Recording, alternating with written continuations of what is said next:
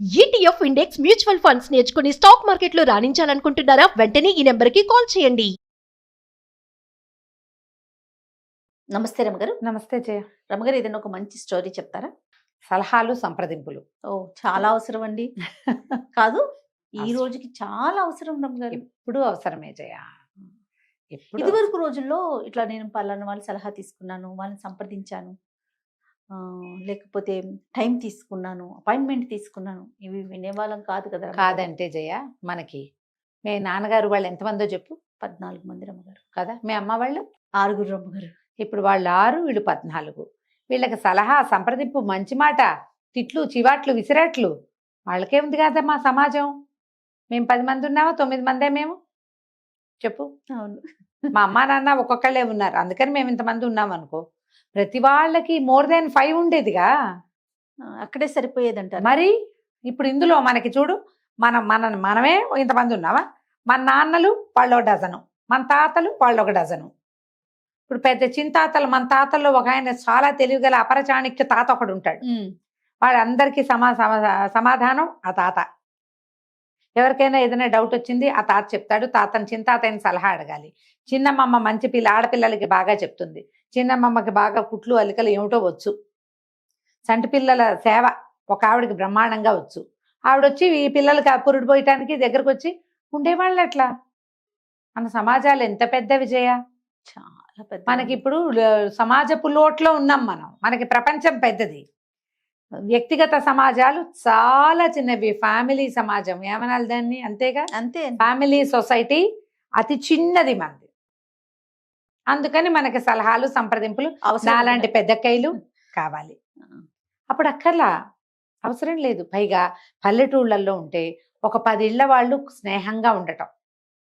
పక్కింటి మావయ్య, వెనకింటి అత్తయ్య, పక్క వీధిలో పిన్నిగారు, ఎదురింటి మామగారు. ఎవరైనా ఆంటీలు ఉన్నారమ్మా ఆ రోజుల్లో? పిన్ని, అత్తయ్య, మావయ్య, పెదనాన్న, బాబాయ్, ఎన్ని రకాలు ఉండేవాళ్ళమ్మా. మన సొంత పింతల్లులు కాకుండా మనకి చుట్టుపక్కల కొలోనియల్ పింతల్లులు ఎంతమంది ఉండేవాళ్ళు. అవునా కాదా? మరి సమాజం ఎలా ఉండేది అప్పుడు? ఇప్పుడేముందమ్మా, దౌర్భాగ్యపు సమాజంలో ఉన్నాం మనం. నిజమే రమగారు. ప్రతి చోట రూపాయి ఖర్చు పెట్టందే మనకు సలహా సంప్రదింపు కూడా రాదు. అదే కదా, మంచి మాట రాదు. ప్రతిదానికి ఖర్చు పెట్టాలి మనం. అవునా కాదా? కాబట్టి ఆ కాలం వేరు, ఇది వేరు. ఇప్పుడు అడుగుతున్నాం మనం సలహాలు, కార్పొరేట్ ఐడియాస్ అవన్నీ కూడా మనం సలహాలు తీసుకుంటున్నాం. పెయిడ్ ఐడియాస్ ఉన్నాయి. సలహా సంప్రదింపుల మీద ఒక కథ. ఒక పల్లెటూరులో ప్రదీపుడు అని ఒక మోతుబరి రైతు ఉండేవాడు. భార్య, కుమారుడు, కుమార్తె, బాగుండేది, సంపన్నుడు. అయితే వేరే ఏదో ఊరు నుంచో లేదా ఒక పట్టణం నుంచో, చిన్న సైజు పట్టణం నుంచో వీళ్ళ పెద్ద సైజు గ్రామానికి కుటుంబంతో సహా తరలొచ్చాడు కుముదుడు. వచ్చి పక్కన ప్రదీపుడు పక్కింట్లో చేరాడు. ఒకరోజు ప్రదీపుడు ఇంటికి వచ్చి, నేను మీ ఊర్లోకి వచ్చేసాను, ఇక్కడ ఉండబోతున్నాను, నువ్వు చాలా తెలివిగలవాడని అందరూ చెప్తున్నారు, మరి ఇక నుంచి నీ సలహా సంప్రదింపు నాకు తప్పకుండా కావాలి. నీ సలహాలతో ఈ ఊర్లో సెటిల్ అయ్యి జీవితాన్ని ముందుకు తీసుకెళ్లాలనుకుంటున్నా, ఇక్కడ స్థిరపడాలనుకుంటున్నాను అన్నాడు.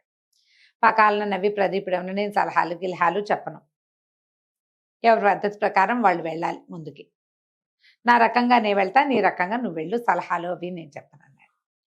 కుముదుడు అన్నాడు, దాందేం పోయింది, నీ సలహాలు నువ్వు చెప్పకపోతే నేను చెప్తానుగా అన్నాడు. పక్కపక్కన ఉంటున్నావు, ఆ మాత్రం చేదోడు వాదోడుగా ఉండాలిగా, నీ సలహాలు సంప్రదింపులు నేను చెప్తానన్నాడు. అంటే దానికి ప్రదీపుడు ఏమన్నాడు, నేను ఇతరుల సలహాలు కూడా తీసుకోను, నేను ఏనాడో ముగించుకున్నా, ఎవరికి చెప్పను, ఎవరి దగ్గర సలహా తీసుకోను, నా పద్ధతి ప్రకారం నా జీవితం నేను ముందుకు తీసుకెళ్తా, నాది నేనే ఆలోచించుకుంటా, బలువో సులువో నా కష్టమో నిష్ఠురమో నేనే పడతాను, అంటే నువ్వు వద్దన్నా నేను మాననులే అని అన్నాడు కుముదుడు. కొన్ని రోజులు గడిచి ఓ రోజు కుముదుడు వచ్చి, నువ్వు లక్షాధికారివి అన్నారు, నీ దగ్గర 1,00,000 రూపాయలు ఉన్నాయట, మరి ఎందుకు ఆ డబ్బు పెట్టెలు పెట్టి మూల కొడతావు, శుభ్రంగా వడ్డీ వ్యాపారం చేసుకోవచ్చుగా, వ్యవసాయం మీదే బాగా సంపాదించావు, వడ్డీ వ్యాపారం చేసుకోవచ్చు కదా నువ్వు అనేసరికల్లా ప్రదీపుడు అన్నాడు, వడ్డీ వ్యాపారం ఏం సులువు అనుకున్నావా, ఎవరైనా అవసరాల్లో ఉండే అప్పుకొస్తారు, తీర్చగలిగేదే ఉంటే వాడు అసలు అప్పుకే రాడు. అంతేగా, తీర్చగలిగేది ఉండదు కాబట్టే అప్పుకొస్తాడు. అప్పుకొస్తే మనం వాళ్ళ దగ్గర నుంచి డబ్బులు వెనక్కి తీసుకోవాలంటే చాలా కటువుగా ఉండాలి వాళ్ళతోటి. వాళ్ళకి కష్ట నిష్ఠూరం మనం పట్టించుకోకూడదు. అప్పిచ్చేవాడికి కష్ట నిష్ఠూరాలు పట్టవు, నా డబ్బు నాకు కావాలంతే. వడ్డీ కూడా అలాగే వసూలు చేసుకోవాలి, డబ్బులు అలాగే వసూలు చేసుకోవాలి. నేను ఏదో సాత్వికుడిగా పేరు పొందా. ఇప్పుడు నా దగ్గర డబ్బులు ఉన్నాయని నేను అప్పిచ్చి రేపొద్దున క్రూరుడుగా నేను ఎట్ట మారను? అది మనలాంటి వాళ్ళకి లాయకీ కాదు. నేనైతే చెయ్యను. నా డబ్బులు నా దగ్గరే ఉంటాయి, ఏదో వ్యవసాయంలో మదుపు పెట్టుకుంటాను అంతే తప్ప నేను చేయను అన్నాడు. సరే బాగానే ఉంది, సరేలే అని కుముదుడు వెళ్ళిపోయాడు. కొద్ది రోజులు పోయింది. ఈ ప్రదీపుడికి ఒక కూతురు ఉంది. పిల్ల కొంచెం 18వ ఏడు 16వ ఏడు 18వ ఏడో వచ్చింది. మళ్ళా కుముదుడు ఒకరోజు సాయంకాలం కబుర్లు చెప్పడానికి వచ్చి అన్నాడు, చక్కగా మీ పిల్లవాడికేమో చదువైంది, మీ అబ్బాయికి చదువు అయిపోయింది కదా, పిల్లకు కూడా పెళ్ళిడు వచ్చింది, మీ అబ్బాయినేమో పట్నం పంపించు, మంచి ఉద్యోగం వస్తుంది, వాడి సంపాదన వాడు సంపాదించుకుంటాడు, రేపు పెళ్లి పేరెంట్ అయితే కోడల్ని అక్కడికే పంపించేసేయచ్చు హాయిగా. ఈ లోపల పిల్ల ఉంది కదా, పిల్లకి కనుక ఒక లక్షణమైన సంబంధం చూసి ఇల్లరికని తెచ్చుకుంటేవా అల్లుడు వచ్చి వ్యవసాయం అది చూసుకుంటాడు, నువ్వు కూడా కోడలి పంచనా కొడుకు పంచనా ఉండక్కర్లా, ఇది నీ ఇల్లుగానే ఉంటుంది, అల్లుడు ఇల్లరికి అల్లుడుగా ఉంటాడు, నీ కథే నడుస్తుంది, అతను మీ అల్లుడు అవుతాడు కానీ మీ ఇంటికి ఓనర్ అవ్వడు, బాగుంటుంది అన్నాడు. అనేసరికి ప్రదీపుడు అన్నాడు, ఇంకా నయం కాదు, మా అబ్బాయి చదువు అయిపోయింది, ఏదో చదువుకోవాలి ప్రతివాడు, అవకాశం ఉన్నన్నాళ్ళు చదివించారు, వ్యవసాయం సంగతి వాడే చూసుకోవాలి, ఈ ఆస్తికి ఉత్తరాధికారి వాడు, బాధ్యత తీసుకోవాలి వాడు, నాతో పాటు వ్యవసాయంలోకి దిగి కుర్రాడు కాబట్టి వాడు కొంచెం కొత్త కొత్త ఆలోచనలు చేసి వ్యవసాయంలో కొత్త విధానాలు చూసి పొలం పెంచుకుంటాడు, వ్యవసాయం పెంచుకుంటాడు, ఇంకో 10 మందికి పని ఇస్తాడు. పట్నం వెళ్తే వాడేం చేస్తాడు, చిన్న గదుల్లో వాట్లల్లో ఉండాలి, పిల్లాడు పంపను, తర్వాత పిల్లకి పెళ్ళి, ఇల్లరికపటి అల్లుడు గనక నేను తెచ్చుకున్నానంటే అమ్మా నాన్న ఉన్న నాళ్ళు భర్త పరాయి వాడుగానే ఉంటాడు పిల్లకి. ఓ పెళ్లి చేస్తే భార్యాభర్త ఒకటిగా ఉండాలి, మా ఇంట్లో మహారాణిగా ఉంటుంది మా అమ్మాయి, యువరాణిగా ఉంటుంది, అల్లుడు చుట్టంగా ఉంటాడు, వాళ్ళిద్దరికీ భార్యాభర్తల బంధం ఎట్లా పొసుగుతుంది, పొసకదు. పిల్లని ఇల్లరికం తెచ్చుకునే ఉద్దేశం లేదు. పెళ్లి చేసి ఆమెకు కొంత ఆస్తి ఇచ్చి పంపిస్తే వాళ్ళ ఇల్లు వాకిలి వాళ్ళకు ఉంటాయి, భార్యాభర్త ఒక రకంగా ఉంటారు, ఆ ఇంటికి ఆ అమ్మాయి యువరాణి అవుతుంది, పని చేసుకుంటుంది, ఎప్పుడైనా రావడానికి పండక్కి పబ్బానికి పుట్టిల్లు ఘనంగా ఉండనే ఉంది, 2 ప్లేసులు ఉంటాయిగా పిల్లకి అన్నాడు. ఏమిటో నీ తెలివి అని కుముదుడు వెళ్ళిపోయాడు. ఇది బాగానే ఉంది. కొద్ది రోజులు పోయాక ఏమైంది, ఊళ్ళో బందిపోటు దొంగలు పడుతున్నారని వార్త వచ్చింది. మళ్ళీ కుముదుడు సాయంకాలం పూట ప్రదీపుడికి కనపడ్డాడు. ఏమన్నాడు, దొంగలు పడుతున్నారు టోయ్, నీ దగ్గర బోల్ డబ్బు ఉంది, డబ్బంతా ఎక్కడైనా దాచేసి ఇనపెట్టె ఖాళీగా ఉంచేసి సరిపోతుంది, డబ్బులు దాచేసి ఎక్కడైనా గొయ్యి తీసి పాతిపెట్టి గుర్తుగా పెట్టుకుంటే సరిపోతుంది అన్నాడు. అనేసరికి ప్రదీపుడు అన్నాడు, ఏడ్చినట్టుంది, ఇప్పుడు మన ఇంత కలిగిన ఇల్లు, ప్రతివాడు దొంగ ఊళ్ళోకి వచ్చేటప్పుడు దొంగల దారిగా రాడు వాడు, ఈ ఊళ్ళో మోతుబరి ఇళ్ళేవి, ఆస్తిపరుడు ఎవడు మామూలు వాడు, ఎవరి దగ్గర బంగారం ఎక్కుంది, ఎవరి దగ్గర డబ్బు నిలవందో చూసుకునే వస్తారు, ఇంత పెద్ద ఇల్లుండి ఇనపెట్టెలో 1 రూపాయి లేకపోతే వాడు మనని చావదని ఎక్కడుందో తీస్తాడు, ఈ ప్రమాదంలో ఏదైనా గట్టి దెబ్బ తగిలితే పోతాం కూడాను అంతే. అందుకని ఇనపెట్టెలు ఖాళీ చేయకూడదు, ఎంతో కొంత ఉంచుకోవాలి, మాది ఎక్కడో దాచుకోవాలి, నేను ఎక్కడ దాస్తాను, నేనేం మార్గం అవలంబిస్తాను నేను నీకు చెప్పను, నువ్వు నాకు చెప్పక్కర్లేదు, నీ ఏర్పాటు నువ్వు చేసుకో, నా ఏర్పాటు నేను చేసుకుంటాను, ఇనపెట్టెలు ఖాళీ చేయటం అంత తెలివి తక్కువ పని ఇంకొకటి లేదన్నాడు. కుముదుడు చేతులు తిప్పాడు, సరే అని వెళ్ళిపోయాడు. ఇంతలో ఏమైంది, ఆ ఊరి జమీందారు గారు రంగారాయుడు గారికి తల్లి ఉంది, ఒక 75 ఏళ్ళ ఆవిడ కిందెట్టు మీదెట్టుగా ఉందని చెప్పారు, అయిపోయింది అని. ఒకడెవడో బ్రహ్మాండ వైద్యుడు ఒక ఆయన వచ్చి ఆవిడకి ఏదో వైద్యం చేశాడు, ఆవిడ శుభ్రంగా కోలుకుంది. అయిపోయింది అనుకున్న మనిషి మళ్ళీ వాకిట్లో తిరిగి గుళ్ళో కూడా వచ్చే స్థితి వచ్చింది. తల్లి కోలుకుందని ఆయన బోల్డ్ అంత సంతర్పణ చేశాడు. మా అమ్మ ఉండగానే ఆవిడకి ఎంత బాగా చేస్తానో ఆవిడ కోసం ఆవిడ తెలుసుకుంటుందని సంతర్పణ పెట్టాడు. ఊళ్ళో ఉన్న వాళ్ళందరికీ ఉత్తరాలు వస్తే కుముదుడు వచ్చి ఏం చెప్పాడు, ప్రదీపుడికి జమీందారు గారు కేకేశాడు కదా, ఒట్టిగా చిన్న బళ్ళ మీద వెళ్తే ఏం బాగుంటుంది, శుభ్రంగా ఒక గుర్రబండి చేయొచ్చు, ఘనంగా ఉంటుంది, మనం గుర్రబండిలో వెళ్ళొచ్చు కుటుంబంతో పాటు, వెళ్ళాక తర్వాత గుర్రబండిని అటు ఇటు మనం తిప్పడానికి రవాణాగా కింద వాడుకోవచ్చు, వ్యాపారానికి వ్యాపారం కూడా అవుతుంది, ఈ ప్రోగ్రాము కుదురుతుంది. చాలా మంది చేస్తారు కదా, ఎక్కడికైనా వెళ్ళాలంటే అప్పటికప్పుడు ఏర్పాటు చేసుకుంటారు. అనేసరికల్లా ఇతను అన్నాడు ప్రదీపుడు, నా వల్ల కాదు, జమీందారు 100 మందిని పిలిచాడు, అందులో మనం ఒకళ్ళం. ఈ గొప్పకు పోవాల్సిన అవసరం ఏముంది? అవసరం లేదు. పైగా ఈ గుర్రబండి మనకేమైనా అలవాటా పడ వ్యాపారస్తులు, నేనేమో వ్యవసాయదారుణ్ణి. ఈ గుర్రాలు, దాని మాలిష్లు, దాని వ్యవహారాలు నాకు అవంతా తెలియవు. దాంతో వ్యాపారం చేయడం నాకు చేత కాదు, నేను ఆ పని పెట్టుకోను. ఆయన పిలిచాడు కాబట్టి వెళ్ళొస్తా, సామాన్యంగా వెళ్తాను అనేసరికల్లా కుముదుడు చిరాగ్గా అన్నాడు, సామాన్యం అంటావు, నువ్వు వెళ్తే మరి ఆడాళ్ళని ఎట్లా తీసుకెళ్తాం?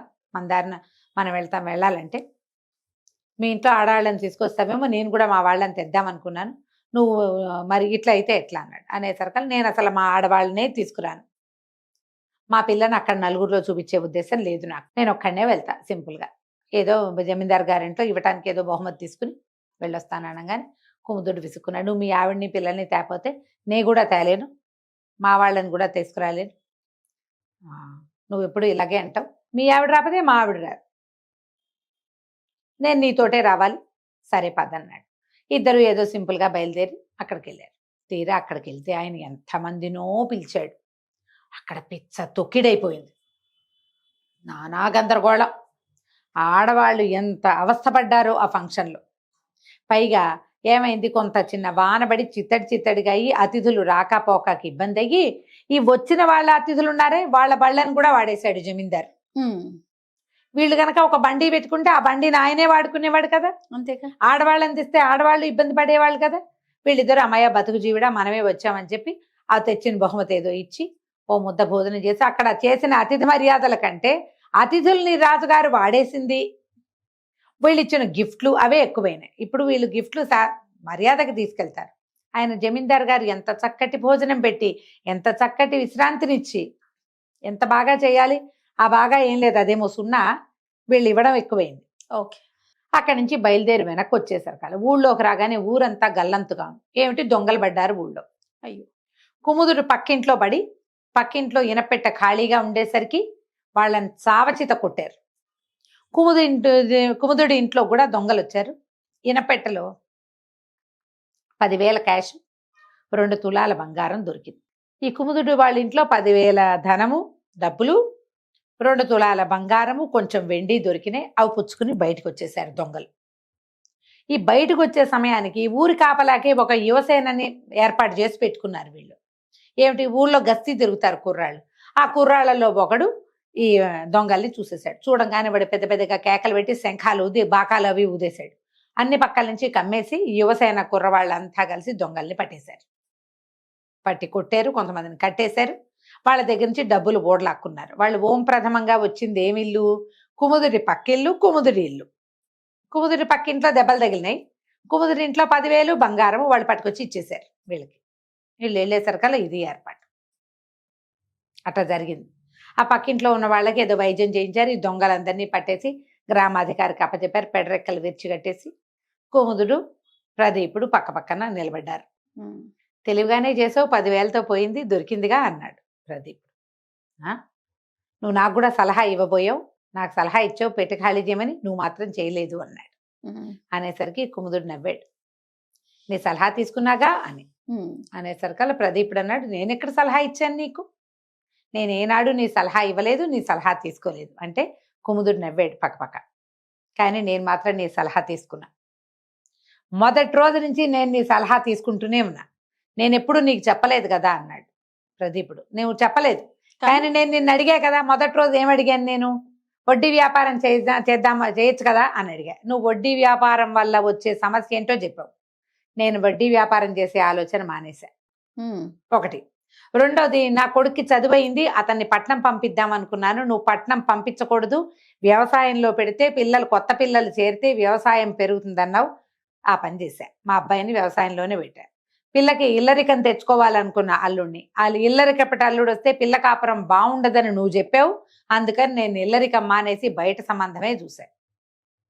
డబ్బులు ఎక్కడ పెట్టాలి అని నేను నిన్ను అడిగాను, ఇనపెట్టి ఖాళీ చేయమని నేను నీకు చెప్పాక నువ్వు అది కాదు, కొంత డబ్బు ఉంచి మిగిలింది దాచాలన్నావు. నేను కేవలం 10,000 నుంచి 90,000 దాచిపెట్టాను. నాకు చెప్పొద్దన్నావు, నేను నీకు చెప్పలేదు. అన్ని సలహాలు ఆ, తీసుకున్నాడు. అక్కడి నుంచి జమీందారింటికి ఎలా వెళ్ళాలో బండి నువ్వు వద్దన్నావు, భార్య బిడ్డల్ని తీసుకెళ్ళొద్దన్నావు, సింపుల్ గా వెళ్ళాలన్నావు. నువ్వన్నవే నేను పాటించాను. నేను నీ సలహా తీసుకుంటూనే ఉన్నా. ఏం చేయను అని నిన్ను అడగల, ఇది చెయ్యి అని నీకు చెప్పా. చెయ్యొచ్చో కూడదో, చేస్తావో చెయ్యవో నువ్వు చెప్పావు నాకు. ఇది సలహాయేగా. ప్రదీపుడికి నవ్వొచ్చింది. ఊరి నీ కడుపుడక నీకు ఎన్ని తెలివితేటలు అంటే, అవును మరి నువ్వు నేను ఇరుగు పొరుగు ఉన్నాం, అన్నదమ్ముల్లాగా పక్క పక్కన ఉన్నాం. మా ఇంట్లో అక్కడికి నువ్వు, మీ ఇంట్లో అక్కడికి నేను రావాలి. ఒకళ్ళనొకళ్ళు సలహా సంప్రదింపులు చెయ్యాలి. నువ్వేమో సలహా సంప్రదింపు చేయనన్నావు. నాకు కావాలి. అందుకని నేను నా ప్రతి ఐడియా నిన్ను చేయమని చెప్పా. నువ్వు ఆ ఐడియాలో ఉన్న లోసుకు నువ్వు నాకు అర్థమయ్యేలాగే చెప్పాను. నేను అది చేయటం మానేశాను. బాగుంది కదా అన్న. అంతే. ప్రదీపుడికి సంతోషం వచ్చింది, నవ్వు వచ్చింది. అక్కడి నుంచి అన్నాడు, సరే మన ఇద్దరం సాయిదా ఫాయిదాగా వెళ్దాం, ఇక నుంచి ఏదైనా మనం సంప్రదించుకుందామని. ఆనాటి నుంచి ఇద్దరు స్నేహితులు అన్నదమ్ములుగా ఉండి ఒకరి సమస్యకి ఒకరు సమాధానం చెప్పుకుంటూ సంతోషంగా గడిపారు. కథ కంచికి మనం ఇంటికి. చాలా చాలా బాగుందండి. నమస్తే రమ్య గారు. నమస్తే జయ.